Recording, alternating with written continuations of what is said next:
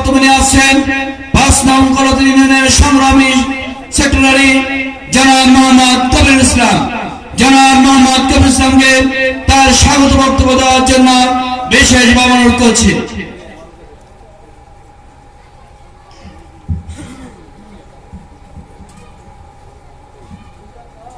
السلام عليكم ورحمة الله وبركاته.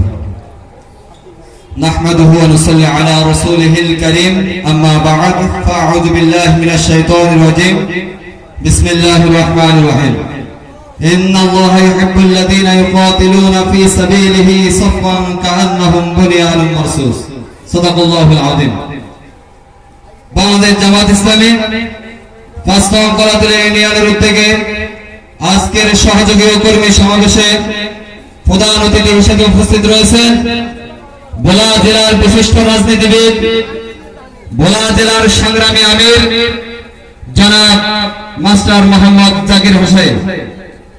আজকের সমাবেশে বিশেষ অতিথি হিসেবে উপস্থিত রয়েছেন ভোলা জেলার সংগ্রামী নায়েবে আমির, বিশিষ্ট রাজনীতিবিদ জনাব অধ্যক্ষ মাওলানা মোহাম্মদ নজরুল ইসলাম। উক্ত সমাবেশে আজকে আরো উপস্থিত রয়েছেন বাংলাদেশ জামাত ইসলামী বুরহানুদ্দিন উপজেলার সংগ্রামী আমির, বিশিষ্ট শিক্ষাবিদ জনাব হযরত মাওলানা মাসুদুর রহমান সাহেব।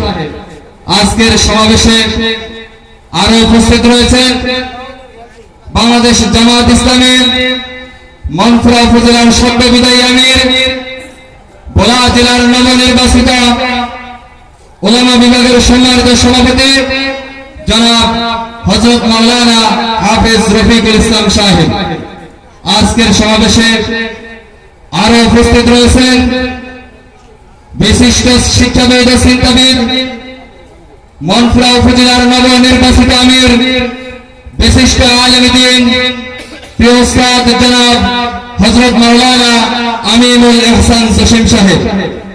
উক্ত সমাবেশে অন্যান্য ওয়ার্ড সভাপতি সহ সামনে উপস্থিত রয়েছেন কর্মী সহযোগী ও শুভাকাঙ্ক্ষী ভাইরা। সকলকে আজকের এই সমাবেশের পক্ষ থেকে আন্তরিক অভিনন্দন এবং সালাম। আসসালামু আলাইকুম ওয়া রাহমাতুল্লাহ। আমরা মহান রব্বুল আলামিনের দরবারে শুকরিয়া জ্ঞাপন করছি।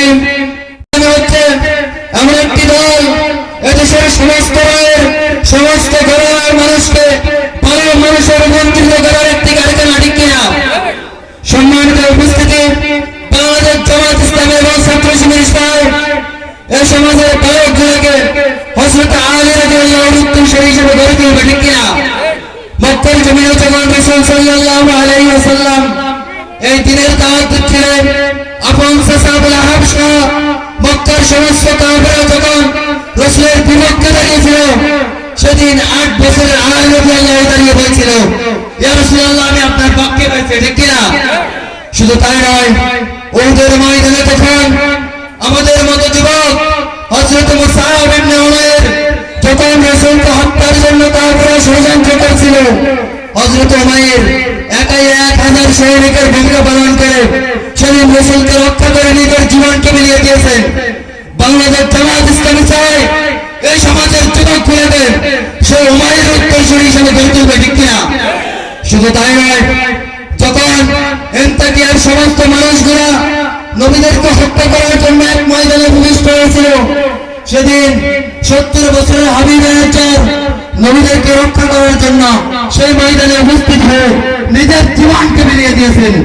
আজকের বাংলাদেশ জামাত ইসলামী চায় এই সমাজের সমস্ত বৃত্তগুলোকে সেই হাবিবের চারের উত্তরসূরি হিসেবে গড়ে তুলবে, ঠিক কিনা?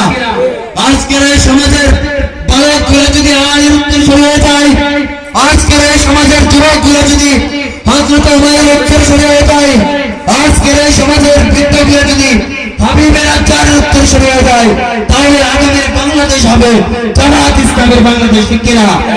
আগামীর বাংলাদেশ হবে ইসলামের বাংলাদেশ, আগামীর বাংলাদেশ হবে কোরআনের বাংলাদেশ, ঠিক কিনা?